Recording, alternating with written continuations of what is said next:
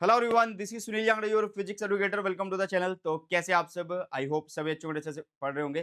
तो आज इस वीडियो के अंदर हम करेंगे यार क्लास 11th फिजिक्स के लिए यूनिट्स एंड मेजरमेंट जो चैप्टर है उसको खत्म, और एक सिंगल वीडियो के अंदर पूरा चैप्टर खत्म करने वाले हैं। सारी चीज इसके अंदर कवर है आपके जो स्कूल एग्जाम है, आपके बोर्ड एग्जाम है उसके अकॉर्डिंग बेटा जी।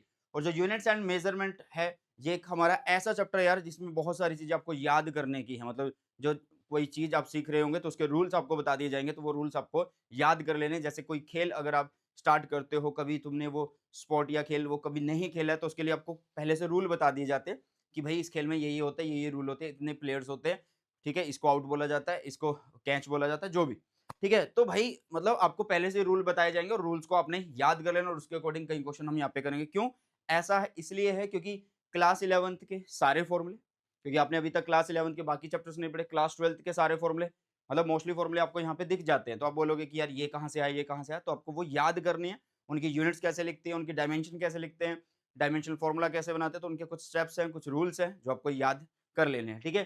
तो अगर आप इस चीज के ऊपर फोकस करोगे तो 101% आपकी फिजिक्स अच्छी जाएगी। इस पे जो चीजें बताई गई बस उनको एज ए रूल याद रखना, फिर बाकी के चैप्टर जो है वो स्मूथली आराम से बढ़िया तरीके से हो जाएंगे बेटा जी, ठीक है।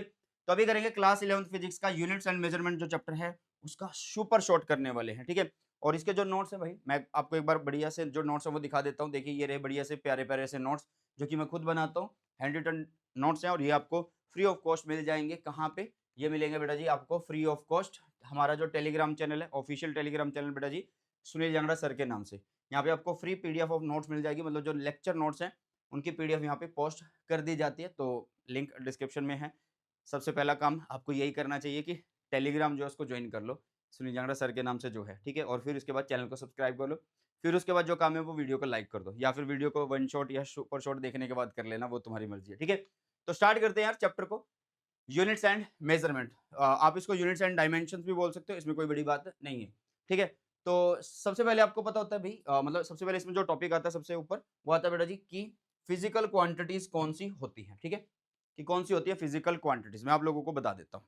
देखो यार, यहाँ पे पहले एक कैटेगरी बना दी गई, क्वांटिटीज बहुत सारी है ना। तो यहाँ पे कैटेगरीज बना दी गई कि भाई जिन क्वांटिटीज को हम मेजर कर सकते हैं उन्हें बोलते हैं हम फिजिकल क्वांटिटीज। क्या भाई? जिन क्वांटिटीज को हम मेजर कर सके उन्हें बोलते हैं फिजिकल क्वांटिटीज, ठीक है। तो बहुत सारे एग्जांपल हो सकते हैं, जैसे कि मास है, लेंथ है, टेम्परेचर है, स्पीड है, फोर्स है, इन सबको आप मेजर कर सकते हैं, तो उन्हें क्या बोला जाएगा? फिजिकल क्वांटिटीज बोला जाएगा बेटा जी। फिजिकल क्वांटिटीज के फर्दर दो पार्ट्स हैं, जैसे कि fundamental quantities and derived quantities. Fundamental और डिराइव्ड क्वांटिटीज में क्या फर्क है? फंडामेंटल क्वांटिटीज ऐसी क्वांटिटीज होती हैं जो इंडिपेंडेंट होती है बेटा जी, ठीक है। ये कैसी क्वांटिटीज होती हैं? जो इंडिपेंडेंट होती है, मतलब दूसरों पर डिपेंड नहीं करती, ठीक है। जैसे कि अगर हम बात करें मास, तो मास मास है भाई, किसी दूसरे पर डिपेंड नहीं कर रहा है, किसी और से मिलकर नहीं बना हुआ। और लेंथ जो क्वांटिटी है वो लेंथ ही है, ठीक है। ऐसे ही टाइम, ऐसे electric current, temperature, amount of substance and luminous intensity. इनमें से जो मेन चलती रहती हैं वो पहली 6 बोल सकते हो, क्योंकि अमाउंट ऑफ सब्सटेंस आपका केमिस्ट्री में चलता रहता है, और 1 से लेके 5 लगातार फिजिक्स में ही आपको किसी न किसी चैप्टर में कहीं न कहीं ये आती रहती है, ठीक है। तो फंडामेंटल क्वांटिटीज वैसे कितनी है? 7 है बेटा जी आपके पास। कितनी है? 7। 7 बेस क्वांटिटीज बोल सकते हो या फंडामेंटल बोल सकते हो। डिराइव्ड क्वांटिटीज कौन सी है? जो दूसरों पे डिपेंड करती है, जो दूसरों की हेल्प से बनाई गई है, ठीक है। और वो दूसरे कौन है भाई? वो फंडामेंटल है, ठीक है। तो डिराइव्ड क्वांटिटीज कौन सी होती हैं? जो फंडामेंटल की हेल्प से बनाई गई है उन्हें बोलते हैं हम डिराइव्ड क्वांटिटीज। जैसे कि अगर मैं बात करूं स्पीड की, तो स्पीड को आप लोग कैसे लिखते हैं? देखिए स्पीड को आप लोग कैसे लिखोगे? आप बोलोगे डिस्टेंस बाय में टाइम, तो डिस्टेंस एक लेंथ है, और टाइम क्या है भाई? टाइम है। तो टाइम ये रहा, डिस्टेंस लेंथ है। तो लेंथ और टाइम से मिलके कौन बना हुआ है? लेंथ और टाइम से मिलके स्पीड बनी हुई है। ऐसे ही वेलोसिटी, ऐसे ही एक्सेलरेशन, ऐसे ही फोर्स, ऐसे ही प्रेशर। तो बहुत सारे ऐसे एग्जांपल हैं बेटा जो आप देख सकते हैं कि बन सकते हैं किसकी हेल्प से? इन फंडामेंटल क्वांटिटीज की हेल्प से बेटा जी, ठीक है। तो समझ में आ गया, जो क्वांटिटीज को मेजर कर सके हम, ठीक है, उन्हें बोलते हैं फिजिकल क्वांटिटी। अच्छा, इसके अलावा ये भी बोल सकते हो आप कि in terms of which the law of physics can be express, मतलब ऐसी क्वांटिटी जिनको मेजर करा जा सके और उनके ऊपर आप फिजिक्स के लॉ या वो फिजिक्स के लॉ को एक्सप्लेन कर सके बेटा, ठीक है। ओके, चलो तो आगे की तरफ बढ़ते हैं। इसके अलावा मतलब इन दोनों क्वांटिटीज के अलावा, जैसे फंडामेंटल क्वांटिटीज और डिराइव्ड क्वांटिटीज के अलावा, अगर जो बची कुची रह जाती हैं वो आ जाती है हमारे पास सप्लीमेंट्री फंडामेंटल क्वांटिटीज, जो एंगल के लिए हमने मतलब हमारे कोर्स के अंदर जो है डिफाइन करी गई है। जैसे कि प्लेन एंगल और एक होता है सॉलिड एंगल। प्लेन एंगल आप बोल सकते हो कि मान लो यार एक लाइन ये है और एक लाइन ये, इन दोनों लाइन के बीच में आप क्या कर रहे हो, जैसे कि मान लो अभी एक लाइन है इस प्लेन में, अब ये यहाँ से यहाँ रोटेट करके यहाँ पे आ चुकी है, ठीक है। तो इनके बीच में जो एंगल है एक तरीके से वो प्लेन एंगल हुआ, ठीक है। सॉलिड एंगल जैसे कोन होता है ना, सॉफ्टी वगैरह खाई होगी भाई, है ना, या कोन खाया होगा आइसक्रीम वाला, तो उसमें वो बीच का जो एंगल अगर आप नोट करना चाहते हो तो वो एक तरीके से सॉलिड एंगल इसको हम बोलते हैं, ठीक है। तो इनके फॉर्मूले हैं, जैसे कि एंगल का तो आपको पता ही है कि कैसे लिखते हैं, आर्क अपॉन में रेडियस, अगर ये आर्क डीएस है और रेडियस आर है तो आप इसको क्या लिखेंगे, डीएस बाय में आर लिखेंगे, ठीक है। अगर सामने वाला एरिया, कौन वाले में देखते हैं, सामने वाला अगर एरिया है डीए और ये वाली लेंथ जो है इसकी आर है, तो अगर आप बीच का एंगल निकालना चाहते हैं तो कैसे लिखेंगे उसे, सामने का एरिया और नीचे जो रेडियस है उसका स्क्वायर, या फिर बोलो कि जो लेंथ है ये उसका स्क्वायर लिखने वाले हो। क्लियर है बेटा? तो ये चीज आपको याद रख लेनी है, कुछ पॉइंट्स जो आपको हमेशा यहाँ पे याद रखने हैं। इनके अलावा अब बात आ जाती है यार यूनिट्स की, ठीक है। अब यूनिट्स है क्या, जैसे कि आपने देखा कि फंडामेंटल क्वांटिटीज कौन कौन सी है, ये आपने देख लिया, ठीक है। आपने देख लिया कि फिजिकल क्वांटिटीज होती हैं जिनको मेजर कर सकते हैं, फंडामेंटल होती हैं भाई जो इंडिपेंडेंट होती हैं, या बेस क्वांटिटी बोलो, ठीक है। उसके बाद डिराइव्ड देख ली, फिर उसके बाद आपने सप्लीमेंट्री देख ली। अब तुम्हारे घर के तुम्हें बोल देते हैं कि जा दूध लेके आ, ठीक है, या तो तुम्हें, तू क्या करेगा, या तो किलो में दूध लेके आएगा, केजी में, या फिर लीटर में दूध लाएगा, है ना। या फिर अगर तेरे को कोई बोले कि भाई जा भी 1 मीटर का धागा लेके आ, कुछ भी बोल सकते हैं, या टेप लेके आ इतनी मीटर की, तो वो तेरे को कैसे पता है भाई वो मीटर है, तो तू बोलेगा कि सर इसको 1 मीटर बोलते हैं, या इतनी लेंथ जो है इसको फीट बोलते हैं, कुछ भी लेंथ, मतलब वो अब तूने कैसे देखा, क्योंकि भाई वो दुकानदार ने तुझे बता दी, और दुकानदार को कैसे पता, वो दुकानदार को किसी और ने बता दी, किसी और, अरे भाई ये कहाँ से फैली हुई है, ये सब जगह एक सेट कर रखा है, हर चीज एक सेट कर रखी है कि भाई इतनी लेंथ को हम बोल देंगे क्या, 1 फीट, ठीक है। जैसे स्केल होता है ना, तो स्केल में क्या होता है, आपको दिख रहा होगा कि 15 सेंटीमीटर का एक स्केल हम ले लेते हैं, तो उसमें आपको पता होता है कि ये इतनी इतनी लेंथ होगी, है ना। तो पता है कि हाँ यार इतनी जो लेंथ है वो 15 सेंटीमीटर है, या फिट है तो उसमें कितने इंच है भाई, 12 इंच है। ओके, तो मतलब हर चीज पहले से डिफाइंड है। अब जैसे कि तेरे को बोल दिया जाए कि कोई सामान अगर केजी में ला रहा है तो तेरे को कैसे पता लगेगा केजी में, तेरे को पता नहीं भाई, हाँ इतना सामान जो है केजी होता है, लगभग लगभग उतना है ये केजी। तो क्या है कि हमने क्या किया हुआ, हर क्वांटिटीज का जो एक पैमाना है, मतलब वो सेट कर रखा है पहले से ही, ठीक है, कि भाई केजी इसको बोलेंगे, फिट इसको बोलेंगे, मीटर इसको बोलेंगे, ठीक है। और भाई इसको इतना गर्म है तो भाई इसको टेम्परेचर के हिसाब से इतना हीट बोल देंगे इसमें, वो आगे की बातें हैं, ठीक है। तो यूनिट्स एक तरीके से क्या है बेटा जी, यूनिट्स एक तरीके से extended amount of physical quantity जो है भाई, chosen to measure the physical quantity of the same kind, मतलब हमने क्या कर रखा है, जैसे कि अगर आप लेंथ मेजर करना चाहते हो तो मान लो 1 फीट चाहिए आपको, तो पहले से एक स्टैंडर्ड बना रखा कि 1 फीट इतना होगा, तो आप उससे ही कंपैरिजन करके के अपनी चीजें या लाते या खरीदते हो बेटा जी, ठीक है। तो यूनिट्स ये होती है। ओके, अब इसी तरीके से जैसे आपके पास फंडामेंटल क्वांटिटीज थी ऐसे ही यूनिट्स है, और जैसे कि अगर हम बात करें फंडामेंटल यूनिट्स की, तो ये भी हमारे पास 7 है, क्योंकि 7 क्वांटिटीज हैं तो 7 क्वांटिटीज की 7 यूनिट्स है। जैसे कि मास की यूनिट होगी किलोग्राम, लेंथ की मीटर, टाइम की सेकंड, इलेक्ट्रिक करंट की एम्पियर, और कई बुक्स में जो एम्पियर मतलब डायमेंशन आएगा वो शायद कभी नहीं, वो डायमेंशन जो है आई से भी शो होता है, आगे जाके बात करेंगे। टेम्परेचर जो होता है बेटा वो केल्विन होता है, और अमाउंट ऑफ सब्सटेंस मोल में होता है, और ल्यूमिनेसेंट इंटेंसिटी कैंडेला, इस तरीके से, ठीक है। और इनके सिंबल्स जरूर देख लेना, बहुत ज्यादा काम आते हैं जब न्यूमेरिकल्स करते हैं तो उनमें लिखने होते हैं, ठीक है। तो केजी स्मॉल में है ये, ठीक है, 1 मिनट रुकिएगा। ये क्या है बेटा, केजी, ये मीटर का सिंबल है M, small S, capital A और कैपिटल के, MOL, ई नहीं लिखना है सिंबल में, और CD कैंडेला, ठीक है। तो ये है हमारे पास फंडामेंटल यूनिट्स। तो इनकी खास बात क्या है भाई, ये भी दूसरों पर डिपेंड नहीं होती है, ये भी सिर्फ और सिर्फ अपने आप में ही है, ठीक है। ये सिंपलेस्ट फॉर्म होती है यूनिट्स की, हर क्वांटिटी की सिंपलेस्ट फॉर्म है ये बोल सकते हो। और दूसरी बात, आप इसको ये बोल सकते हो कि दूसरों पर डिपेंड नहीं करती है। तो जैसे आपकी फंडामेंटल क्वांटिटीज थी वैसे ये फंडामेंटल यूनिट्स है, क्योंकि क्वांटिटीज की ही हम यूनिट्स बता रहे हैं ना भाई, कि उनको किस किस तरीके से मेजर करना है, ठीक है। ऐसे आ जाते हैं डिराइव्ड यूनिट्स। तो डिराइव्ड यूनिट्स क्या होते हैं, जो किससे बनी हुई है, फंडामेंटल से या दूसरों की हेल्प लेके बनी है। वो दूसरी कौन है, 7 बेस यूनिट्स या फंडामेंटल यूनिट्स जो है, ठीक है। जैसे कि कोई भी अगर एग्जाम्पल है, हम फोर्स का एग्जाम्पल ले लेते हैं, ठीक है। तो फोर्स की अगर हम यूनिट लिखना चाहते हैं तो फोर्स क्या होता है, आप बोलोगे मास इंटू में एक्सेलरेशन होगा, ठीक है।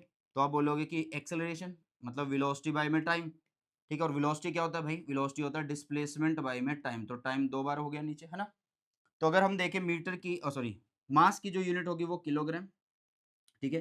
और जो डिस्टेंस है वो लेंथ है तो वो मीटर होगा, और नीचे टाइम है तो सेकंड स्क्वायर होगा बेटा जी, ठीक है। तो इस तरीके से आप इसको लिख सकते हैं कि kilogram metre second inverse square. ये जो है ये देखिए फोर्स की जो यूनिट बनी है भाई वो कितनी क्वांटिटीज से बनी हुई है, देखो किलोग्राम मतलब कितनी क्वांटिटीज की यूनिट से बनी हुई है, कितनी बेस यूनिट से बनी हुई है, किलोग्राम मीटर सेकंड तो 3 से बनी हुई है ना। तो डिराइव्ड का मतलब जो दूसरों की हेल्प से निकली हुई है बस, ठीक है, समझ में आया। तो ऐसे किसी भी फॉर्मूले की हो सकती है, जैसे कि भाई प्रेशर हो सकता है, फोर्स बाय में एरिया कर दोगे है ना, तो उसकी निकाल लेना, निकल जाएगी, ठीक है। अब बात कर लेते हैं सप्लीमेंट्री एसआई यूनिट्स, जैसे कि प्लेन एंगल और सॉलिड एंगल दोनों एंगल ही बताते हैं। तो एंगल की यूनिट्स हम यहाँ पे देखेंगे। जो एंगल की यूनिट होती है बेटा प्लेन एंगल की वो रेडियन होती है जिसको आरएडी से लिखते हैं, और जो आपका सॉलिड एंगल है उसकी स्टी रेडियन होती है जिसको एस आर से हम लिख रहे होते हैं। किससे लिख रहे होते हैं बेटा, एस आर से हम लिख रहे होते हैं, ठीक है।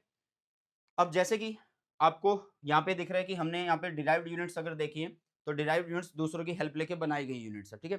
तो यूनिट्स के भी अलग से ग्रुप बना दिए गए हैं, यूनिट्स के भी अलग से ग्रुप बना दिए गए हैं, मतलब सिस्टम ऑफ यूनिट्स भी बना दिया गया है। जैसे कि ग्रुप्स हैं, एक ये ग्रुप है बेटा, एक ये ग्रुप और एक ये ग्रुप है, ठीक है।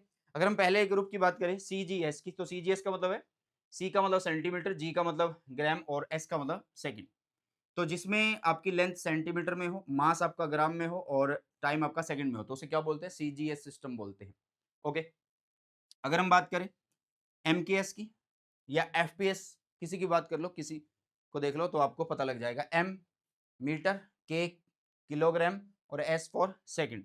तो एक ऐसा सिस्टम जिसके अंदर लेंथ मीटर में, मास आपका किलोग्राम में और टाइम आपका सेकंड में नोट होता है, वो आपका एमकेएस सिस्टम कहलाता है। ओके, एफपीएस सिस्टम कौन सा होता है, जिसमें आप लोगों के पास लेंथ जो फिट में होगी या फुट बोल सकते हो, और मास आपका पौंड में होता है और टाइम आपका सेकंड में होता है। ऐसा सिस्टम क्या कहलाता है बेटा, एफपीएस सिस्टम कहलाता है।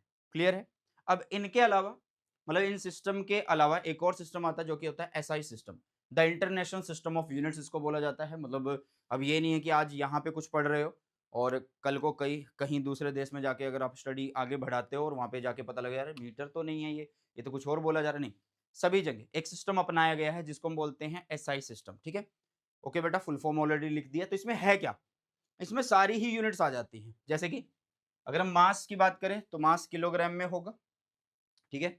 मास किस में होगा बेटा जी, किलोग्राम में यहाँ पे होने वाला है।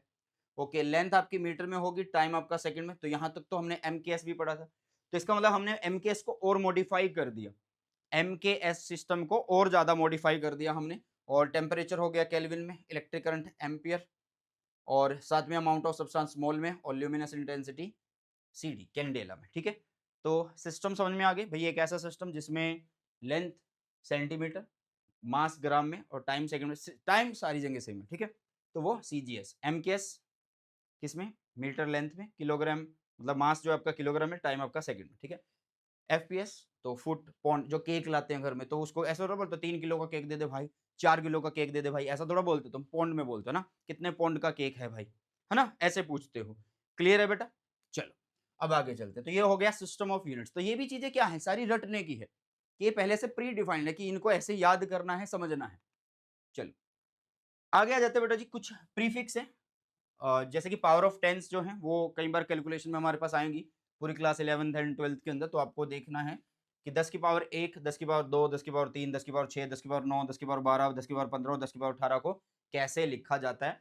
तो ये रहे भाई उनके प्रीफिक्स, मतलब नाम है डेका, 2 को लिखा जाता है हेक्टोर, 3 को लिखा जाता है किलो, 10 की पावर 6 को मेगा, गीगा को मतलब 10 की पावर 9 को गीगा लिखते हैं, 10 की पावर 12 को टेरा लिखते हैं, 10 की पावर 15 को पेटा लिखते हैं, ठीक है, और 10 की पावर 18 को एक्सा लिखते हैं बेटा जी, ठीक है। अब ये सिंबल है तो सिंबल एक बार से देख लेना, क्या सारे हमारे काम के, नहीं, मतलब कैलकुलेशन मतलब ये नहीं है कि आपको ये पूरी टेबल एकदम से रट लेनी है, धीरे धीरे जब आप कैलकुलेशन करते चलोगे तो आपको पता चलता चलेगा। वैसे आपको पता होना चाहिए कि किलो कितना होता है, मेगा कितना होता है, ठीक है। और इसके अलावा पैटा कई बार आ जाता है, बट नेगेटिव वाले ज्यादा जरूरी है। 10 की पावर -1 अगर है तो डेसी लिखते हैं मतलब डी से, और 10 की पावर -2 तो सेंटी लिखेंगे मतलब सी से, 10 की पावर -3 तो मिली लिखेंगे मतलब स्मॉल एम से, और 10 की पावर -6 माइक्रो लिखेंगे बेटा, 10 की पावर -9 देखो माइक्रो जो है म्यू है, 10 की पावर -9 नैनो लिखा जाएगा बेटा, तो इसको एन से लिखेंगे, 10 की पावर -12 तो पीको, 10 की पावर -15 तो फेमटो, और 10 की पावर -18 तो अट्टो, जो भी है अल्टो लिखो या अट्टो लिखो, ठीक है। बस आपको पता होना चाहिए। तो इसमें से कौन से ज्यादा इंपॉर्टेंट है भाई, यहाँ से लेके ये तो सारे के सारे इंपॉर्टेंट है, ये कैलकुलेशन में चलते ही चलते हैं, ठीक है।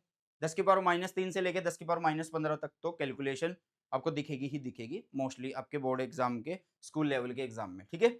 बाकी अगर सारी याद कर सकते हो तो अच्छी बात है, लेकिन वही बोल रहा हूँ कि जब आप कैलकुलेशन करते जाओगे, चैप्टर्स पढ़ते जाओगे, आपको सारी चीजें क्लियर होती चलेंगी, ठीक है।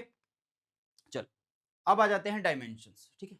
अब ध्यान से देखना, सबसे पहले हमने ये बात करी कि भाई फिजिकल क्वांटिटीज कौन सी होती है, हमने ये बात कर ली कि भाई जिनको हम मेजर कर सके वो फिजिकल क्वांटिटी है। फिर हमने देख लिया कि फंडामेंटल कौन सी होती है, फिर हमने देख लिया कि डिराइव्ड कौन सी होती है, ठीक है। फिर हमने बोला कि इन फंडामेंटल की जो यूनिट्स होती है उनको कैसे लिखते हैं, इनकी यूनिट्स को कैसे लिखते हैं। अब ये डायमेंशंस क्या है, देखो यार कुछ नहीं है, ये भी एक तरीके की नोटेशन है, ठीक है। मतलब आपने जब भी, जैसे कि यहाँ पे देखिए, ठीक है, यहाँ पे देखिए आप, यहाँ पे जब आपने फोर्स लिखा तो फोर्स को जब यूनिट्स की फॉर्म में देखें तो आप बोलोगे यहाँ पे 1 केजी आ रहा है, 1 मीटर आ रहा है और s की पावर -2 आ रहा है। तो ये एक तरीके से नोटेशन बना दिया आपने। किसकी नोटेशन है ये? फोर्स की नोटेशन है। फोर्स को इस तरीके से आपने शो किया है। तो ऐसा ही यहाँ पे एक नया तरीका आ गया डायमेंशंस। तो डायमेंशंस में आप क्या करेंगे, हर एक फिजिकल क्वांटिटी जो है उसको लिखने का तरीका है, ठीक है। और उनकी जो पावर है भाई वो डायमेंशंस है, ठीक है।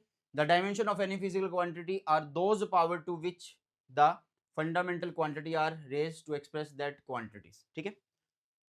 ओके बेटा, समझ में आया। Dimensions of any physical quantity are those power to which the fundamental quantity are raised.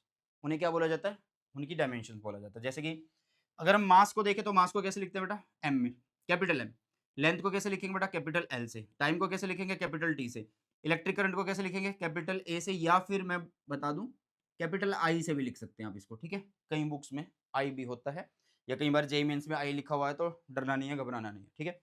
Temperature की जो डायमेंशन, मतलब शो कैसे करेंगे इसको? के से और या फिर थीटा से। ल्यूमिनस इंटेंसिटी उसको सीडी से, और अमाउंट ऑफ सब्सटेंस उसको एमओएल से। अब ये है क्या? हमने बोला था कि हर एक क्वांटिटी को कितनी पावर से रेज किया गया है वो इनकी डायमेंशन होगी, ठीक है। तो ये तो हमें पता लग गया कि इनको कैसे लिखते हैं, कि मास को कैसे लिखते हैं, लेंथ को कैसे लिखते हैं, है ना। अगर मैं बोलूं कि मास की डायमेंशन यहाँ पे कितनी है भाई, तो मास की पावर कितनी हो सकती है? 1। तो आप बोलोगे मास की डायमेंशन यहाँ पे 1 है। या कई बुक में सीधा यही बोला जाता है कि मास की डायमेंशन m है, l की लेंथ है। भाई ऐसे याद कर लो, ये नोटेशन है एक तरीके से। नया तरीका है ये, mass, length, time, current, temperature, luminescent intensity और अमाउंट ऑफ सब्सटेंस, इनको शो करने का एक नया तरीका है, ठीक है। क्लियर है इतनी बातें? चलो अब इनका एक जर्नल फॉर्मूला होता है, डायमेंशंस को लिखने का एक जर्नल फॉर्मूला होता है। हमेशा इनको आप एक स्क्वायर ब्रैकेट में लिखेंगे, ठीक है। और जनरल फॉर्मूला है एम एल टी, ठीक है। इसके ऊपर पावर, इसके ऊपर पावर और इसके ऊपर पावर। क्या सर एम एल टी ही होंगे, बाकी नहीं होंगे? भाई फिजिकल क्वांटिटी जो भी दी होगी उसके अकॉर्डिंग हम यहाँ पे चीजों को इन आउट कर सकते हैं, but basic M L T ही लिखी जाती है, ओके, ठीक है। तो एम ए बी, मतलब M A L B T C. M की डायमेंशन ए, एल की डायमेंशन बी और टी की डायमेंशन सी। बेटा जी क्लियर है? तो आपको स्क्वायर ब्रैकेट में जरूर से लिखना है। अब हम इसके लिए कुछ चीजों को लेके आए हैं, ठीक है। यहाँ पे 1 मिनट रुकिएगा। प्रिंसिपल ऑफ होमोजेनिटी ये हमने नहीं लिखा क्या पहले? Just a minute. चलो इसको पहले ना मैं डायमेंशन बनानी सिखा देता हूँ आप लोगों को, ठीक है। पहले मैं डायमेंशन बनानी सिखा देता हूँ। जैसे कि अगर हम बात करें, बेटा जी स्पीड की, ठीक है। तो स्पीड की डायमेंशन क्या हो सकती है? स्पीड क्या होता है? स्पीड क्या होता है भाई? डिस्टेंस बाय में टाइम। तो डिस्टेंस के लिए हम लिखेंगे एल, नीचे टाइम है तो लिख देंगे टी। तो ये बन जाएगा बेटा जी क्या? L T -1। तो ये हो गया बेटा जी स्पीड के लिए डायमेंशन, ठीक है। इसी तरीके से आप लोग देखिए ध्यान से, अगर मैं यहाँ पे वेलोसिटी लिख दूँ तो वेलोसिटी के लिए भी सेम ही रहेगा। वेलोसिटी के लिए भी क्या रहने वाला? सेम। कैसे? Displacement is L, time is but T. तो ये हो गया कितना? एल टी -1 बेटा जी, ठीक है। और स्पीड हो गई, वेलोसिटी होगी, इसके बाद आ जाता है एक्सेलरेशन। अगर ठीक है, तो एक्सेलरेशन अगर ए हम शो करें तो वो क्या होगा? वो होगा वेलोसिटी बाय में टाइम। तो वेलोसिटी की डायमेंशन कितनी है भाई? L T -1। Time already T है तो टी ऊपर चला गया तो कितना बनेगा? एल टी -2 बनेगा। ऐसे ही अगर हम फोर्स के देखें तो फोर्स के लिए क्या बनने वाली है भाई? फोर्स के लिए, तो फोर्स के लिए बनेगा क्या? मास इनटू में एक्सेलरेशन होता है ना।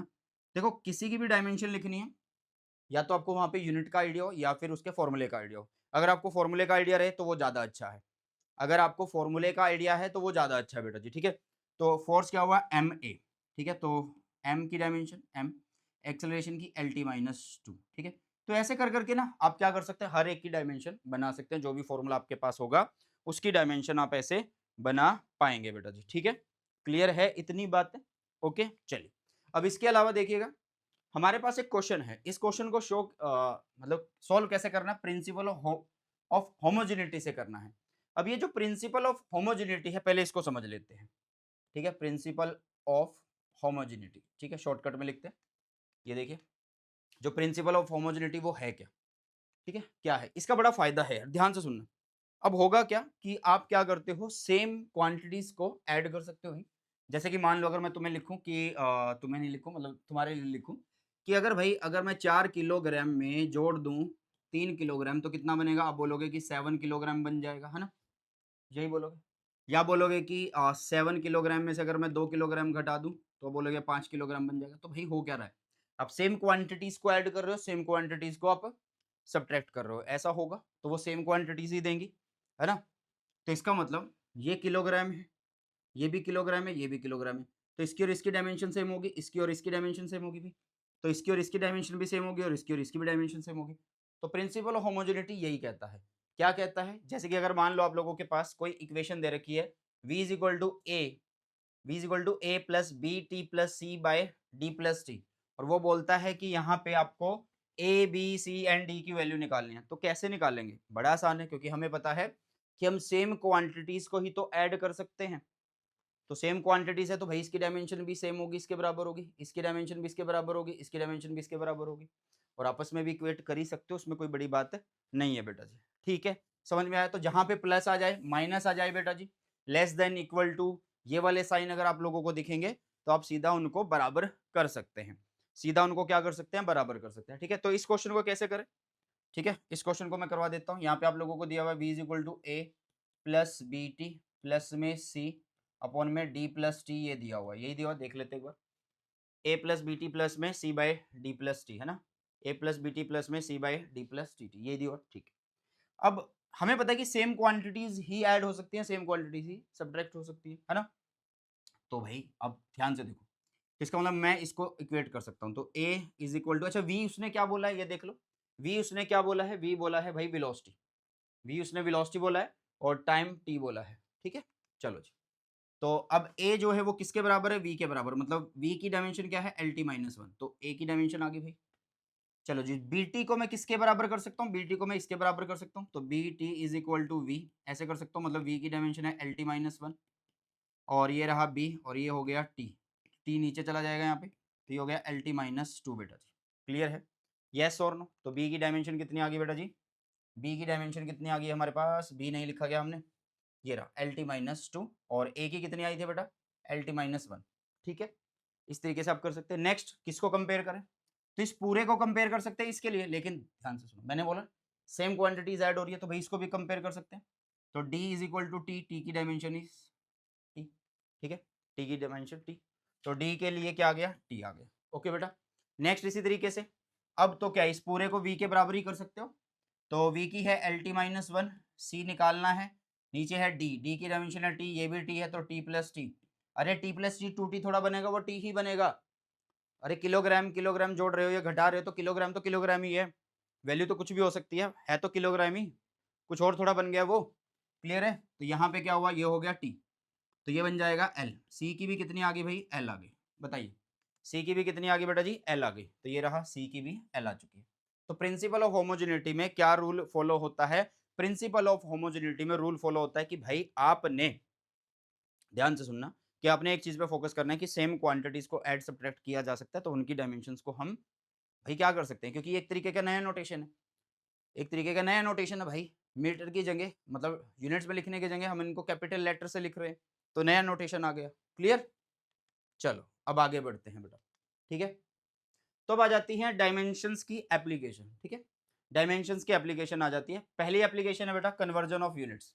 कैसे करेंगे उसको देख लेते हैं एक बार। ठीक है, ये सारे जो चीजें हैं ये आपको मैं एक झट में समझा देता हूं। देखिए इधर क्या है आपके सामने, मान लीजिए आपके पास कोई भी क्वांटिटीज है, कोई भी क्वांटिटीज आप लेने गए, कोई भी फिजिकल क्वांटिटीज है, तो उसको आप कैसे लिखते हो?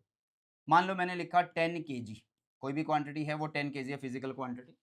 तो ये क्या है बेटा? उसकी न्यूमेरिकल वैल्यू है, जिसको हम n से लिखेंगे। ये क्या है बेटा? उसकी यूनिट है, तो उसको u। तो फिजिकल क्वांटिटी NU से बन गई। बोलोगे हाँ बन गई सर। अच्छा भाई, मैंने बोला कि कोई भी चीज है, मान लो या चलो एप्पल बोल दिया, है ना? मौसम थोड़ा चला हुआ है एप्पल का, है ना। अब तो चलो खत्म होने वाले हैं। अरे सर अभी कहाँ से खत्म होने वाले हैं, मैंगो खत्म होने वाले हैं, एप्पल तो अभी आए हैं। चलो जो भी मौसम है यार देख लेना। तो एप्पल भाई लिख दिया हमने 10 किलोग्राम। अगर मैं इन्हीं चीजों को, एप्पल को अगर ऐसे लिख दूं बेटा कि 10 किलोग्राम की जगह लिख दूं, 1 2 3 3 जीरो और लगा दूं, ग्राम लिख दूं। मतलब चलो छोटे नंबर से समझा देते हैं। मान लो अगर ये कितने होते, 5 किलोग्राम होते बेटा, और अगर मैं इनको लिख दूं 5000 ग्राम, तो आपको मतलब पता है ये भी चीज सेम है, ये भी चीज सेम है, क्वांटिटी सेम है दोनों की, इवन चीज तो ऑलरेडी सेम है ही है। ठीक है, तो इसका मतलब आप ये बोल सकते हो कि अगर आप कोई भी फिजिकल क्वांटिटी लिखते हो एनयू से, तो वो कांस्टेंट होती है। ठीक है, वो कैसी होती है, कांस्टेंट, मतलब उसको आप एक सिस्टम ऑफ यूनिट में लिखो या उसको किसी दूसरे सिस्टम ऑफ यूनिट में लिखो तो वो बराबर है। मतलब एक जगह तो आपने उसकी वैल्यू कितनी लिखी है, 5 किलोग्राम, तो भाई 5 U1 इज केजी।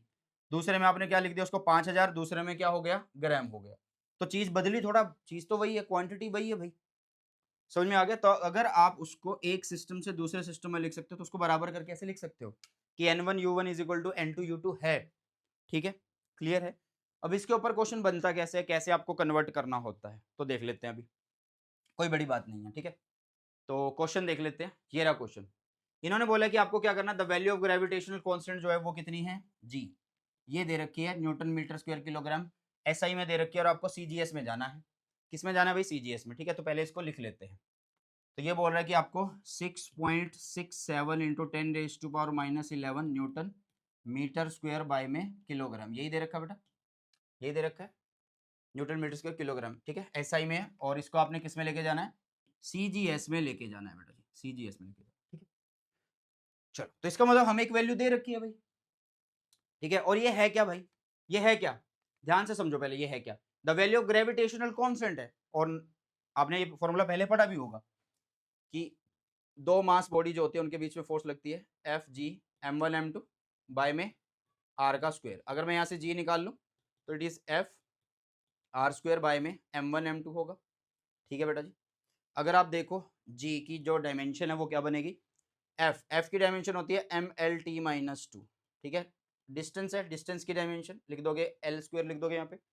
नीचे बेटा जी मास इज किलोग्राम, तो किलोग्राम मतलब किस में लिखते हैं भाई, इसको m से ही लिखते हैं, तो m और m का स्क्वायर हो गया, m और m का स्क्वायर हो गया बेटा। ठीक है, चलो, तो ये बन गया g इज इक्वल टू कितना, m ऊपर जाएगा तो एक m पहले से पड़ा हो, तो ये कितना बना m-1। ठीक है, ये हो गया L³ और T-2 हो गया। ठीक है, इतना पता होना चाहिए आपको। जब भी कन्वर्जन करो, जिसको कन्वर्ट करना, जो फिजिकल क्वांटिटी बोली है उसकी पहले डायमेंशन ऐसे लिख लो। यूनिट से भी लिख सकते थे आप लोग, यहाँ से भी लिख सकते थे, वो कोई बड़ी बात नहीं थी बेटा। ठीक है, चलो अब आ जाओ यहाँ पे।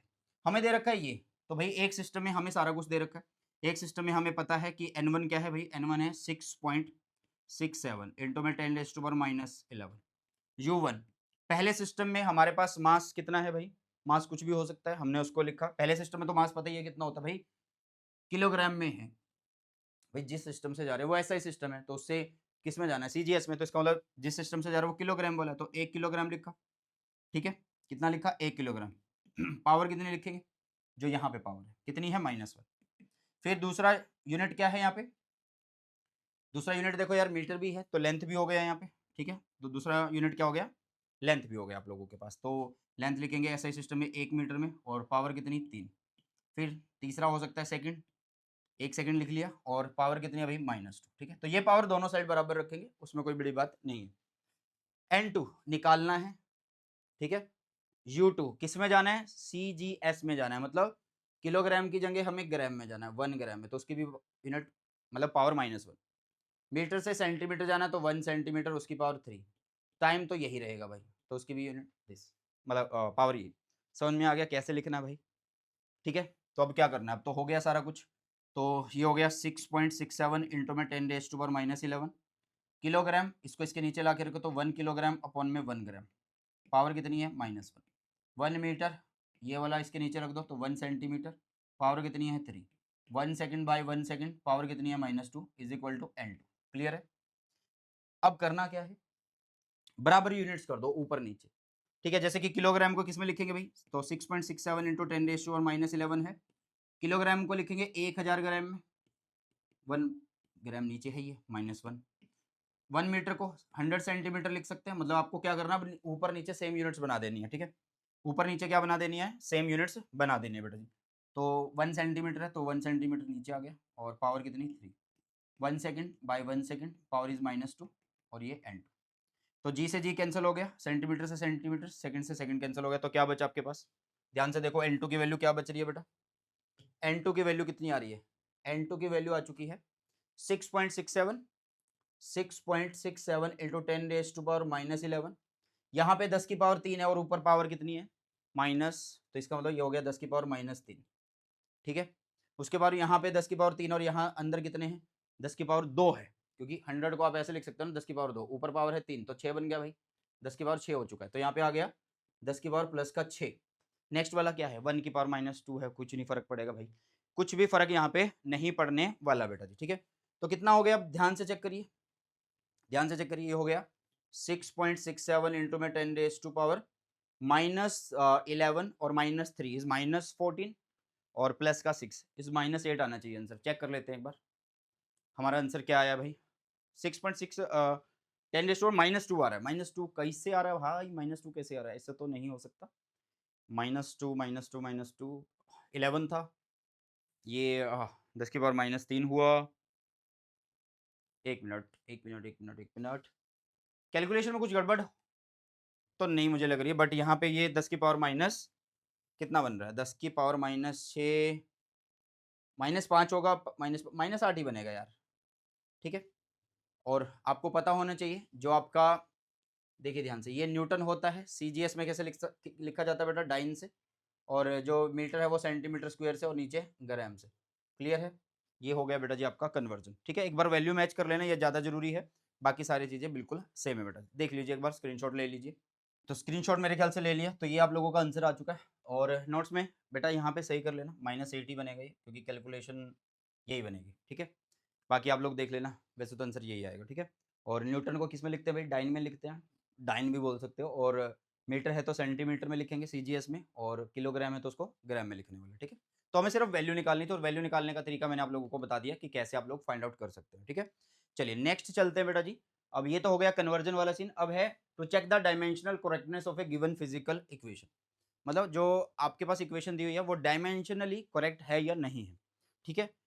मैं आपको एक बात बता दूं, जो इक्वेशन डायमेंशनली करेक्ट है जरूरी नहीं है कि वो एक्चुअल में करेक्ट होगी, ठीक है, ये जरूरी नहीं है, ओके, ये याद रखना, आगे जाके उसके बारे में बात करेंगे। और दूसरी बात है, अगर मान लो कोई इक्वेशन फिजिकली करेक्ट नहीं है, इनकरेक्ट है, तो वो डायमेंशनली भी इनकरेक्ट ही रहेगी भाई, ठीक है, मतलब डायमेंशनली भी वो करेक्ट नहीं होगी। तो इसको हम किस पे काम करते हैं, मतलब इसको सेम प्रिंसिपल ऑफ होमोजेनिटी पे ही काम करते हैं। जैसे कि अगर आपको बोले कि t is equal to 2 pi under root में l बाई जी है, आप बताओ कि ये डायमेंशनली करेक्ट है या नहीं है, वो आप लोगों को चेक करना है। तो इसको हम कैसे कर सकते हैं बेटा जी, देखिए वो बोला है कि t is equal to 2 pi under root में l बाई जी जो है भाई, उसके बारे में बताओ। सबसे पहले आगे बढ़ने से पहले जितने भी कॉन्स्टेंट है बेटा जी, देखो कुछ कांस्टेंट ऐसे होंगे जो डायमेंशन लेस होंगे, कुछ कांस्टेंट ऐसे होंगे जिनकी डायमेंशंस होंगी, तो आपको उनका ध्यान रख लेना है, ठीक है, उनका ध्यान रख लेना है। जैसे कि यहाँ पे 2 पाई है तो इसकी कोई डायमेंशन नहीं है भाई, इसकी कोई भी डायमेंशन यहाँ पे नहीं होने वाली बेटा जी, ठीक है। तो इसको कैसे बता सकते हैं कि डायमेंशनली करेक्ट है या नहीं है, देखो हम करेंगे पहले लेफ्ट हैंड साइड जो है बेटा, लेफ्ट हैंड साइड की जो डायमेंशन है उसको निकालेंगे, तो लेफ्ट हैंड साइड टाइम लिखा था उसकी डायमेंशन है टी। फिर राइट हैंड साइड की हम डायमेंशन निकालेंगे बेटा जी, अगर दोनों डायमेंशन बराबर आ गई तो इसका मतलब वो सही है, ठीक है, मतलब करेक्ट है। तो 2 पाई कॉन्स्टेंट डायमेंशन लेस, ठीक है, कॉन्स्टेंट हो गया, साइन फंक्शन हो गए, एक्सपोनेंशियल फंक्शन हो गए, ठीक है, ये सारे के सारे लॉग फंक्शन हो गए भाई, ये सारे के सारे क्या हैं, डायमेंशन लेस होने वाले हैं, ठीक है, डायमेंशन लेस होने वाले हैं। तो अंडर रूट में आ जाओ, अंडर रूट में आ जाओ, एल एल हो गया डायमेंशन एल, जी कौन है, एक्सेलरेशन ड्यू टू ग्रेविटी होता तो L T minus two, sir ऐसे कैसे होता आगे जाके पता लगेगा, तो अभी के लिए याद करो भाई, जी क्या है, एल टी माइनस टू है, एक्सेलरेशन ड्यू टू ग्रेविटी है, एल से एल कैंसिल, टी को ऊपर रखो, तो ये हो गया टी की पावर 2, और इसका मतलब ये ऐसे लिखा हुआ टी की पावर 2 1/2, मतलब रूट को ऐसे लिखते तो ये कट गया, इधर वाली भी क्या आ गई, टी आ गई। तो लेफ्ट हैंड साइड और राइट हैंड साइड दोनों बराबर आ चुके हैं बेटा जी, लेफ्ट हैंड साइड और राइट हैंड साइड दोनों क्या आ चुके हैं बेटा जी, बराबर आ चुके हैं, तो आप बोल सकते हो कि ये डायमेंशनली जो है भाई वो करेक्ट इक्वेशन है। कैसी है, डायमेंशनली जो है वो करेक्ट इक्वेशन रहने वाली है। इसके अलावा आप और भी एग्जांपल ले सकते हैं, जैसे कि अगर मान लो s is equal to U T plus में हाफ ए टी स्क्वायर है, ठीक है, यूटी प्लस में हाफ ए टी स्क्वायर है बेटा। तो ये एस क्या है, displacement, U is initial velocity, T is time, A is acceleration, T is time, ठीक है। 1/2 एक वैल्यू है, कांस्टेंट है, ओके। तो डायमेंशन जो है भाई लेफ्ट हैंड साइड की देखो, तो वो है एस की डायमेंशन कितनी है, कैपिटल एल। अब इधर वाली को चेक करते हैं, इधर वाली कैसे चेक कर सकते हैं, कैसे चेक कर सकते हैं, अरे भाई सेम क्वांटिटीज तो ऐड होती है ना, तो इसका मतलब मैं इसको कंपेयर कर सकता हूँ। तो पहले U T is equal to S, S की डायमेंशन है एल, टी कौन है, टाइम है, तो यू की डायमेंशन कितनी होगी, एल बाय में time means L T minus one, ये होगी यू की डायमेंशन, ठीक है। तो इसका मतलब यूटी कितना हो गया, पूरा यूटी कितना हो गया भाई, पूरा यूटी कितना हो गया, एल टी माइनस वन, साथ में टी पड़ा है, तो यू टी पूरे यूटी की आ गई कितनी, एल, पूरे यूटी की कितनी आ गई, एल आ गई, ठीक है। अब इसकी चेक करो भाई, इसकी कैसे चेक कर सकते हैं भाई, या तो इसके साथ कंपेयर कर दो या इसके साथ कंपेयर कर दो, सेम क्वांटिटीज ही तो ऐड होती है या सब्ट्रैक्ट होती है ना। तो 1/2, 1/2 एक डायमेंशन लेस, इसके लिए डायमेंशन होगी 1, ए इज एक्सेलरेशन, सॉरी हाँ, ए इज बट एक्सेलरेशन बेटा जी, ठीक है। आप कंपेयर करके भी लिख सकते हो, आप डायरेक्ट भी लिख सकते हो, मतलब वैल्यूज आपको बता दिए तब भी आप लोग लिख सकते हो इसको डायरेक्ट, तब भी कर सकते हो।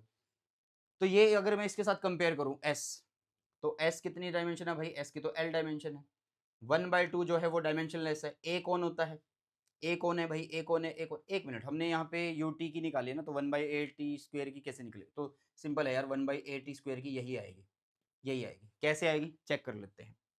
1/2 dimension less, A T is L T minus two, time is T square, तो ये और ये कट गए, तो इसका मतलब भाई एल ही तो आ रही है 1/2 ए टी स्क्वायर की भी, हाँ। तो इसका मतलब एस की डायमेंशन एल, यूटी की डायमेंशन एल भाई, ये देखो ना, यूटी की डायमेंशन एल आ रही है, यूटी की डायमेंशन कितनी आ रही है, L, half A T square की डायमेंशन कितनी है, एल, तो एल प्लस एल, एल ही बनेगा भाई, तो इसका मतलब सेम डायमेंशन ही तो ऐड हो रही थी, सब्ट्रैक्ट हो रही थी, तो ये एल और एल हो गया, तो इसका मतलब ये डायमेंशनली करेक्ट है, ये डायमेंशनली करेक्ट है, साथ में आप इसको फिजिकली करेक्ट बोल सकते हो, लेकिन जरूरी नहीं कि फिजिकली करेक्ट हो। अगर मान लो मैं यहाँ से 1/2 उड़ा दूं, अगर आप सिर्फ यहाँ पे s is equal to U T plus में ए टी स्क्वायर लिखो, तब भी आंसर सेम ही आएगा, तो इसका मतलब इक्वेशन तो सही नहीं है, क्योंकि इक्वेशन तो ये होती है सही, तो जरूरी नहीं है जो इक्वेशन डायमेंशनली करेक्ट होगी तो वो 101% फिजिकली करेक्ट भी होगी, ठीक है भाई, क्लियर है। चलो, तो इस तरीके से आप डायमेंशंस की जो लेफ्ट हैंड साइड है राइट हैंड साइड बराबर करोगे और आप उसको सोल्व कर सकते हो, मतलब बता सकते हो कि वो करेक्ट है या नहीं है। इसके अलावा नेक्स्ट है बेटा जी, रिलेशन बनाने का एक तरीका है कि कैसे आपको रिलेशन बनानी है, ठीक है, मतलब फॉर्मूला कैसे बनाना है। अब फॉर्मूला हम बना सकते हैं किसके लिए, ज्यादा से ज्यादा 3 क्वांटिटी डायरेक्टली प्रोपोर्शनल है, ठीक है। मतलब ये जो फॉर्मूला है ये फॉर्मूला बनाने का एक तरीका है, लेकिन ये वो फॉर्मूले बनाने का तरीका जिसमें सिर्फ सारी चीजें प्रोपोर्शनल है, डायरेक्टली प्रोपोर्शनल है, और मैक्सिमम 3 से ज्यादा नहीं, कोई भी प्लस माइनस डिवाइड, मतलब प्लस माइनस वाला तो आता ही नहीं है, सारी की सारी सिर्फ मल्टीप्लाई वाला सीन होता है इनमें। जैसे इस क्वेश्चन को समझेंगे तो ही हमें ये तरीका समझ में आएगा। ये बोल रहा है कि हमें फॉर्मूला बनाना है, किसका फॉर्मूला बनाना है, वेरियस फिजिकल क्वांटिटीज का, ठीक है। तो कैसे बोल रहा है ये बोल रहा है the frequency F of a straight string depend upon the tension F. तो भाई जिसको बोला गया है, एफ के बारे में बोला गया है, तो आप लिखो एफ, फोर्स, एफ कौन है, फोर्स है भाई, टेंशन, वो डायरेक्टली प्रोपोर्शनल है किस पे, डायरेक्टली प्रोपोर्शनल है किस पे, सॉरी फोर्स नहीं बोला इसने, फ्रीक्वेंसी बोला इसको, ठीक है। अब ये किस पे डिपेंड कर रहा है, डिपेंड टेंशन, तो डायरेक्टली करते जाओ, ठीक है, डिपेंड टेंशन, और टेंशन क्या है, एफ, उसने खुद बोल दिया कि ये डायमेंशन ऑफ फोर्स यूज करना है। Next length of the string, तो मतलब आप इसको क्या करो, directly proportional length of the string, ठीक है भाई। इसके अलावा and the mass per unit length, जिसको म्यू बोल रहा है, मास पर यूनिट लेंथ, ठीक है, मतलब म्यू पे डिपेंड कर रहा है, बट ये है मास पर यूनिट लेंथ, ठीक है। तो ये हो गया डायरेक्टली प्रोपोर्शनल म्यू पे, जिसकी वैल्यू है मास पर यूनिट लेंथ, ठीक है, जिसकी वैल्यू कितनी है, मास पर यूनिट लेंथ, बेटा क्लियर है इतनी बात। अब इनकी डायमेंशन क्या है भाई, पता नहीं, तो इनकी डायमेंशन होगी मान लो ए, इसकी डायमेंशन बी, और इसकी डायमेंशन भाई सी होगी। तो करके लिखो इसको, एक करके लिखो, तो ये F directly proportional, F A L B, और एम बाय एल इज कितना, सी, बेटा कोई प्लस माइनस नहीं आया, मैंने पहले बोला था प्रोडक्ट के लिए ही ये फॉर्मूला, ये तरीका एप्लीकेबल है, और 3 से ज़्यादा नहीं, जैसे ही 3 से ज़्यादा हुआ, मतलब एक और अगर वो बोल देता है इस पर भी प्रोपोर्शनल है, फिर नहीं होता ये, ठीक है।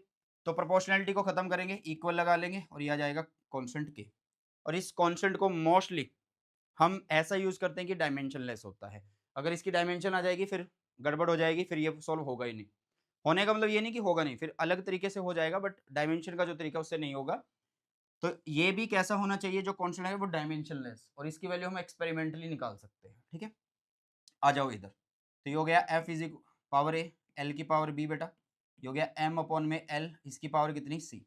ये हमारा एक फॉर्मूला बन चुका है। ये कैसे बनाया, ये हमने बनाया भाई अभी के लिए, अभी के लिए हमने बनाया है। ये कहाँ से, ये बनाया है बेटा जी हमने अपने जो क्वेश्चन दिया उसके अकॉर्डिंग, बस कुछ नहीं किया। फिर अब क्या करना है, अब आप लोगों को बेटा ध्यान देना है, दोनों साइड की डायमेंशन लिखो, दोनों साइड की क्या कर दो, डायमेंशन लिख दो, आपका काम हो जाएगा। इधर है फ्रीक्वेंसी, फ्रीक्वेंसी होता है 1 बाय टाइम, तो उसकी डायमेंशन कितनी हुई भाई, फ्रीक्वेंसी क्या होता है 1 बाय में टाइम होता है, तो उसकी डायमेंशन कितनी हो लिखी जाएगी, t-1 लिखी जाएगी। मतलब आप इसको ऐसे लिख सकते हो कि m यहाँ पे 0 है, l यहाँ पे 0 है, और टाइम t-1 है। ठीक है, ओके। तो यहाँ पे f की कितनी होगी, m0 l0 t-1, कांस्टेंट के dimensionless, f is what, f is force, तो फोर्स की डायमेंशन इज mlt-2, पावर हो गई a, लेंथ की डायमेंशन l, पावर हो गई b, ठीक है, और m इज m और लेंथ इज l और पावर हो गई इतनी c। ठीक है बेटा, ऐसे ही करा, कुछ नहीं करा, पहले फॉर्मूले के अकॉर्डिंग ये सारी चीजें यहाँ तक बना ली, उसके बाद दोनों साइड की डायमेंशन लिख दी। अब उसके बाद इनको सोल्व कर लो पहले, ठीक है, इसके बाद इनको सोल्व कर लो। ये m0 है, l0 है, t-1 है, उसके बाद इसको अंदर ओपन करो तो ये बनेगा m की पावर a, l की पावर a और t की पावर -2 है। इसको करो तो ये l की पावर b बनेगी। ठीक है बेटा, क्या बनेगी, l की पावर b, और इधर देखो ये बनेगी m की पावर c, और ये बनेगी m की पावर, l को ऊपर लिख लो तो -c। ठीक है बेटा, ये बन गई। इसको एक करके लिखो, एक मतलब जहाँ जहाँ m है उनको एक कर दो, यहाँ m है यहाँ m है, तो बेस सेम तो पावर ऐड हो जाएंगी, m ऐड होगी a प्लस सी, 1 2 3, तो l की पावर कितनी होगी a-2, 1 मिनट, हाँ a, और l की पावर b है यहाँ पे प्लस b, और यहाँ पे -c। ठीक है, इसके बाद बचा कौन, t, t की पावर है -2 है। ठीक है, बस ये हो गया। और इधर क्या है भाई, इधर m की पावर 0 है, l की पावर 0 बेटा, और इधर t की पावर -1 है। ठीक है, सिंपल तरीका है। अब इसके बाद क्या करना है, कंपेयर करना है पावर्स को, कंपेयर करना भाई किसको, पावर को। ठीक है, तो जैसे ही आप कंपेयर करोगे पावर को, तो आपके पास a की वैल्यू आ जाएगी, b की वैल्यू आ जाएगी, c की वैल्यू आ जाएगी। m की पावर यहाँ पे 0 है, यहाँ पे a प्लस सी है, तो a plus C is equal to 0, means आप बोल सकते हो कि a is equal to minus of C, या फिर c is equal to minus of a बोल सकते हो। ठीक है, इसके बाद l की पावर कितनी है, a plus B minus of C है, और उधर l की पावर 0 है, तो इसको आप 0 कर सकते हो। इधर t की पावर कितनी है, -2a है, तो इसका मतलब -2a इज इक्वल टू किसके बराबर, इसकी पावर के बराबर -1, तो a की पावर आ गई 1/2, मतलब पावर नहीं वैल्यू आ गई 1/2, तो a की पावर 1/2 आ रही है, तो इसका मतलब c की वैल्यू कितनी आ रही है, c की है -1 माइनस ऑफ a, तो इसका मतलब ये -1/2 हो गया। तो d कितना आ गया भाई, b यहाँ से निकाल लो, a कितना है 1/2, b कितना है, b निकालना है, और c कितना है माइनस का, तो ये प्लस का 1/2 इज इक्वल टू 0। क्लियर है बेटा, तो b इज इक्वल टू कितना होगा, ध्यान से देखो, जल्दी देखो, जल्दी जल्दी जल्दी, a है 1/2, c है कितना -1/2, तो इसको उधर करो, -1/2 -1/2, तो एलसीएम 2, ठीक है, और -2 कट गया, तो b की वैल्यू इज -1 आ गई।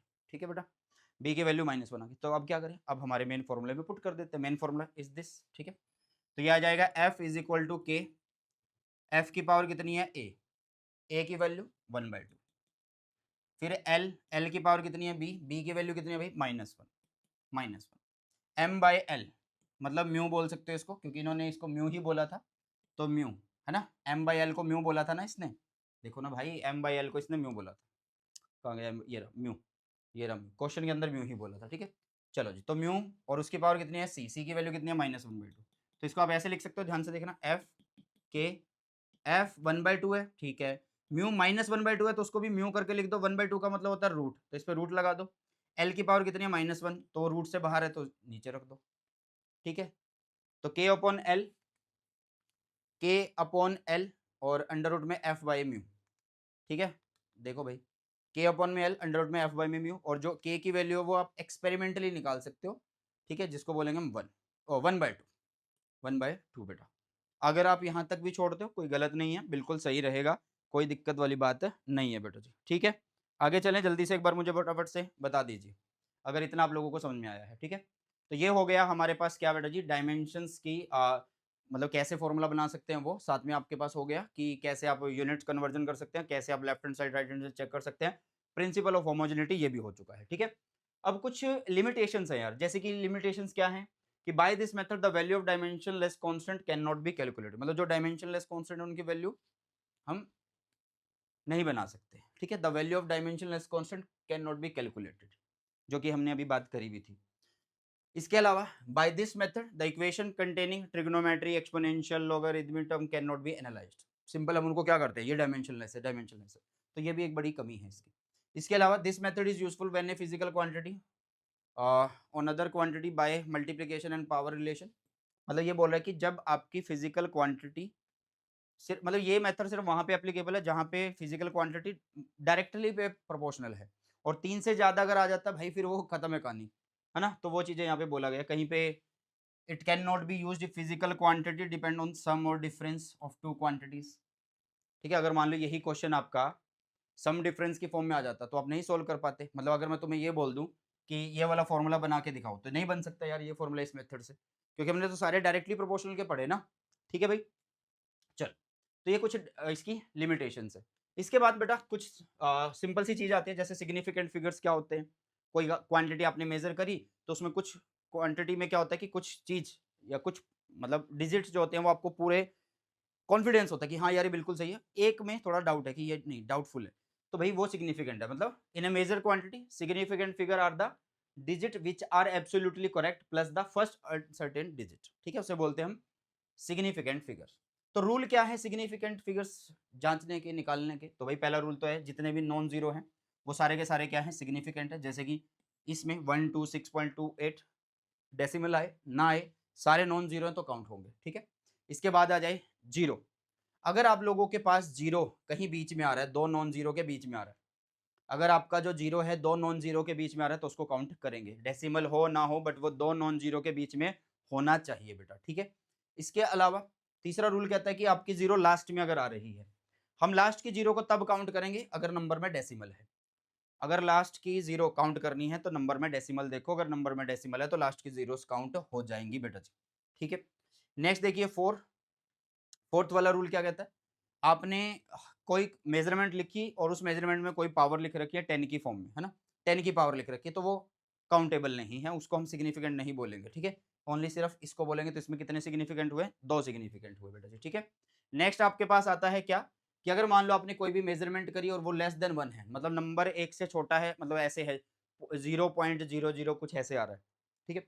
जैसे कि एक एग्जाम्पल ये है, तो इसमें क्या करें, इसमें क्या करें, कितने सिग्निफिकेंट हो सकते हैं। इसमें आपको एक चीज का ध्यान रखना है, आपका नंबर एक से छोटा है तो जितने भी जीरो इधर आ रहे हैं ये सारे उड़ा देने हैं। कैसे पता लगेगा, आप इधर से चलो, जो पहला नॉन जीरो है इससे जीरो इतनी जीरो जितनी भी जीरो सारी उड़ा दो, ठीक है, सारी की सारी को उड़ा दो बेटा जी।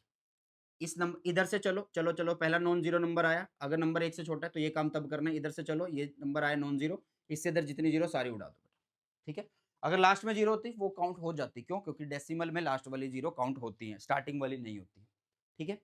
चलिए, तो change in units of measurement physical quantity does not change, मतलब आपने कोई चीज लिखी क्या, मान लो 5 किलो, एक लिख दिया आपने 5000 ग्राम, तो इसमें क्या है भाई, एक सिग्निफिकेंट है, इसमें भी एक है, क्योंकि जीरो थोड़ा काउंट होंगी, जीरो थोड़ा काउंट होगी भाई, क्लियर है। तो कन्वर्जन जो है वो मैटर नहीं करती है। जैसे कि 7.2 सेंटीमीटर लिखें या 0.072 मीटर लिखें, तो इसमें भी दो सिग्निफिकेंट हैं और इसमें भी दो सिग्निफिकेंट है। तो कन्वर्जन एक सिस्टम से दूसरे सिस्टम में जाने से कोई फर्क नहीं पड़ेगा सिग्निफिकेंट फिगर्स के ऊपर, ओके। इसके अलावा टर्मिनल या फिर ट्रेलिंग जीरो, मतलब लास्ट के जीरो, अगर विदाउट डेसिमल कोई नंबर है, मान लो ये देखो, जैसे आपके पास ये लिखा हुआ है 264 मीटर बोल दो, या 264 के सॉरी इसको लिख दो 26400, मतलब आपके पास 26400 अगर मैंने लिख दिया, तो लास्ट की जीरो काउंट नहीं होंगी क्योंकि यहाँ पे कोई डेसिमल नहीं है भाई, ठीक है। तो उस टाइम पे ये काउंट नहीं होंगी। तो इसके बाद तीन ही सिग्निफिकेंट है, ठीक है बेटा, कितनी है, तीन ही सिग्निफिकेंट यहाँ पे होने वाली है। अब इसमें कितनी होंगी, इसमें तो होंगी चार, क्योंकि पॉइंट आ गया तो लास्ट की काउंट होंगी, तो चार होगी बेटा, ठीक है। अब एक लास्ट आता है आपके पास कि एग्जैक्ट मेजरमेंट जो होती है उनके पास इनफाइनाइट नंबर्स होते हैं, मतलब जो पॉइंट्स की फॉर्म में नहीं लिख सकते यार, जिनको मान लो किसी क्लास में कोई स्टूडेंट्स है, मैं बोलूं कि यहाँ पे 50 स्टूडेंट्स हैं, तो स्टूडेंट्स आधा आधा करके थोड़ा लिखोगे उनको, तो भाई उसको तो 50 लिख के आप 0.0000000 कितना भी कर सकते हो, तो इनफाइनाइट हो गए। मैं बोल दूं कि ये मतलब जो चीज आपको आधे पर आधे में नहीं मिल रही है कि आधे में मिलेगी या पौने में मिलेगी भाई, वो मतलब एक है तो एक ही मिलेगी, दो हैं तो दो, तीन है तो तीन, ऐसे ही मिलेगी, ठीक है। तो भाई वो होती है आपकी एग्जैक्ट मेजरमेंट। क्लियर है बेटा? तो वो हमेशा उनके अंदर क्या होंगे, infinite number of significant figures होंगे। लास्ट टॉपिक आता है बेटा इस चैप्टर में, राउंडिंग ऑफ आता है, राउंडिंग ऑफ ए डिजिट। जब हम कैलकुलेशन करेंगे तो डिजिट्स कैलकुलेशन बड़ी बड़ी आएंगी, तो उनको हम छोटा करके लिखते हैं। तो छोटा करके ये नहीं कि लास्ट की अपनी मर्जी से उड़ा देते हैं फिर लिखते हैं, नहीं, उनका एक तरीका होता है बेटा जी लिखने का, तो राउंडिंग ऑफ उसको बोलते हैं, ठीक है। अगर मान लो आपको कोई भी डिजिट मिला हुआ, कोई कैलकुलेशन है और उसमें आपने क्या करना है, जिस डिजिट को उड़ाना है और वो डिजिट लेस देन 5 है, तो आपको क्या करना है, then the preceding digit is left unchanged. कुछ नहीं करना, बस उस डिजिट को छोड़ दो। जैसे कि 8.22 है, लास्ट नंबर उड़ाना है, 5 से छोटा है तो उसको उड़ाओ, नंबर को एज इट इज लिख दो, 5 से छोटा। अगर लास्ट नंबर 5 से बड़ा है, मान लो इस नंबर को उड़ाना है और ये 5 से बड़ा है, ठीक है, ध्यान से सुनना, अगर ये नंबर 5 से बड़ा है बेटा जी, तो हम क्या करेंगे, इसको उड़ाएंगे और नेक्स्ट वाले नंबर में एक ऐड कर देंगे, ठीक है। तो ये 6.9 हो जाएगा, क्योंकि आपको वैसे भी दिख रहा है कि 6.87 किसके करीब की वैल्यू है, 6.9 के करीब की वैल्यू है, दैट्स व्हाई हम उसमें एक ऐड कर देते हैं। क्लियर हुआ? चलो, इसके अलावा बेटा जी और क्या होगा यहाँ पे, थर्ड पे आ जाओ। थर्ड में क्या है, if the digit to be dropped is followed by digit other than 0।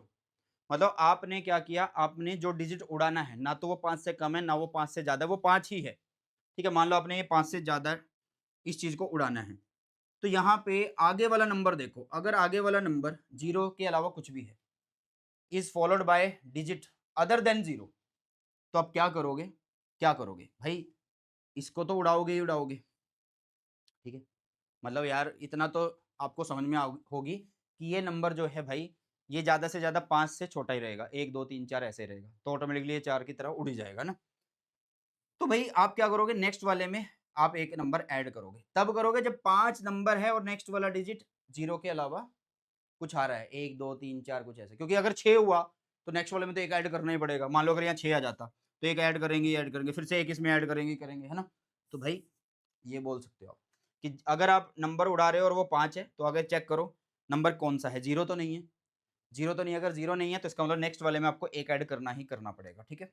चलो, अगर मान लो आपने डिजिट जो उड़ाना है वो 5 है और उसके आगे या तो 0 लगा हुआ है या 0 नहीं लगा हुआ है, या तो 0 लगा हुआ है या 0 नहीं लगा हुआ है, digit to be dropped is 5 या फॉलोड बाय 0, या तो 0 लगा हुआ है या 0 नहीं लगा हुआ है, ठीक है। तो क्या करना है, तो आपको 5 को उड़ाना तो है, बट आपको चेक क्या करना है, नेक्स्ट नंबर चेक करना है। जैसे 3.750 अगर है, हमें इस डिजिट को उड़ाना है, 0 हो ना हो, हमें क्या करना है, नेक्स्ट वाले नंबर को देखना है। अगर आपका नेक्स्ट नंबर ऑड नंबर है, अगर आपका नेक्स्ट नंबर ऑड नंबर है, तो आप इसमें एक ऐड करोगे, ठीक है। ऑड के लिए हमेशा एक ऐड करना ही करना है बेटा जी। रेज्ड बाय 1 कब करना है, the preceding digit is raised bye 1 कब करना है, कब कब कब, जब वो ऑड है बेटा जी। अगर मान लो ये ऑड नहीं है, इवन होता, मतलब ऐसे होता 3.850 अगर हो भाई, फिर क्या करेंगे भाई, नंबर 5 उड़ाना है, नेक्स्ट वाला 0 है, तो ऑड इवन चेक करते ही ये ऑड है, तो इसको एज इट इज लिख देंगे 3.8, फिर इसको हम कुछ भी ऐड नहीं करेंगे, ठीक है बेटा।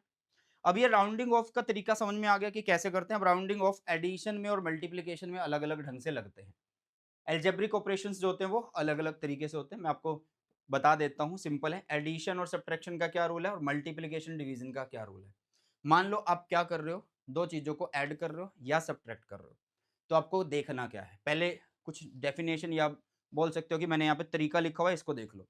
मैंने लिखा suppose in the measured value to be added या subtracted the least number of digit after decimal. मतलब आप जिन भी चीजों को ऐड कर रहे हो या सब्ट्रैक्ट कर रहे हो, आपको डेसिमल के बाद लीस्ट सिग्निफिकेंट नंबर्स देखने हैं। जैसे कि अगर मैं 1.2 को ऐड करूं, 3.45 को ऐड करूं, 6.789 को ऐड करूं, तो पॉइंट के बाद लीस्ट सिग्निफिकेंट नंबर इसमें है कितना, एक है। सिर्फ दो ही तो है भाई, दो नंबर को ही एक एक सिग्निफिकेंट हुआ, इसमें दो हैं, डेसिमल के बाद इसमें तीन है। तो आपका आंसर भी क्या होना चाहिए, फाइनल आंसर डेसिमल के बाद सिर्फ एक ही डिजिट आना चाहिए। समझ में आया? जैसे कि अगर मैं इसको ऐड करूंगा तो 11.439 बनेगा, लास्ट डिजिट 5 से बड़ा है तो नेक्स्ट वाले में 4 ऐड करेंगे, लास्ट डिजिट क्या है हमारा, 5 से छोटा है तो उड़ा देंगे भाई साहब, तो फिर कितना आना चाहिए, तो 11.4 आना चाहिए, मतलब पॉइंट के बाद एक ही नंबर बचना चाहिए। क्लियर है? मल्टीप्लीकेशन और डिवीजन में क्या रूल होता है भाई, मल्टीप्लीकेशन और डिवीजन में ओवरऑल देखते हैं, उसमें कोई भी डेसिमल के बाद का सीन नहीं होता। इसमें ओवरऑल देखते हैं, जैसे कि 1.2 में कितने सिग्निफिकेंट है 2, इसमें कितने हैं 4, तो इनकी मल्टीप्लिकेशन करने के बाद जो फाइनल रिजल्ट आएगा उसमें 2 ही सिग्निफिकेंट बचने चाहिए। कितने बचने चाहिए भई? 2 ही सिग्निफिकेंट बचने चाहिए बेटा। क्लियर है इतनी बातें? ठीक है बेटा? तो ये है तरीका आप लोगों के पास, ठीक है? और हमने इसको कंप्लीट भी कर लिया, आपका जो फर्स्ट चैप्टर है यूनिट्स एंड मेज़रमेंट। तो इसके जो नोट्स है बेटा वो आपको मिल जाएँगे हमारे टेलीग्राम चैनल पे, ठीक है? और नहीं तो ऐप का लिंक मैं डाल दूँगा, वहाँ पे भी आपको मिल जाएँगे, ऐप को डाउनलोड कर लेना। और जल्दी ही हम इसका नेक्स्ट जो चैप्टर है मोशन इन स्ट्रेट लाइन वो भी लेके आएँगे, और मोशन इन स्ट्रेट लाइन तो और ज़्यादा इंटरेस्टिंग है। यहाँ तो फिर भी बहुत सारी चीज़ें आपको क्रैम करने की थी, याद करने की थी।